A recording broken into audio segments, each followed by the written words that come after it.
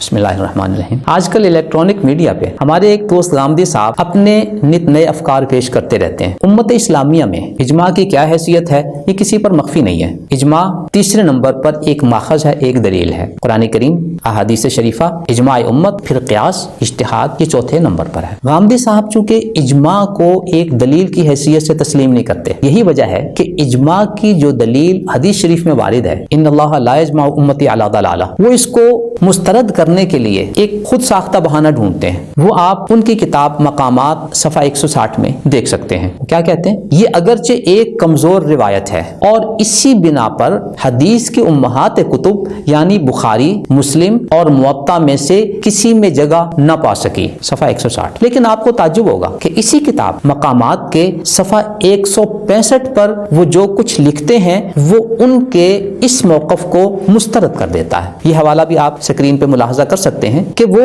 علامہ ناصر الدین البانی صاحب کے بارے میں لکھتے ہیں کہ انہوں نے بڑی غیر معمولی خدمت انجام دی ہے اور حدیث کی اکثر کتابوں پر اثر نو تحقیق کر کے ان کے صحیح اور سقیم کو ایک مرتبہ پھر الگ کرنے کی کوشش کی ہے۔ کیا ہی بہتر ہوتا کہ غامدی صاحب خود البانی صاحب کا موقف معلوم کر لیتے اس حدیث کے بارے میں جسے وہ نہایت کمزور قرار دے رہے ہیں، اس لیے کہ البانی صاحب خود اپنی کتاب صحیح الجامع الصغیر حدیث نمبر 1848 میں ان اللہ لا یجمع امتی علی ضلالہ کو صحیح قرار دے رہے ہیں۔ یہی البانی صاحب مشکات میں بھی اس حدیث کو صحیح قرار دے رہے ہیں۔ تو یہ عجیب بات نہیں ہے کہ ہمارے دوست اپنی کتاب مقامات کے صفحہ 160 پر جس حدیث کو مسترد کر رہے ہیں، کمزور قرار دے رہے ہیں، اسی کتاب کے صفحہ 165 پر جس عالم کی توثیق اور مدح سرائی کر رہے ہیں وہ عالم اس حدیث کو صحیح قرار دے رہے ہیں۔ دوسرا حوالہ ملاحظہ کیجئے، امام عجلونی حدیث کے ایک بہت بڑے عالم ہیں، وہ فرماتے ہیں کہ ان اللہ لا یجمع امتی علی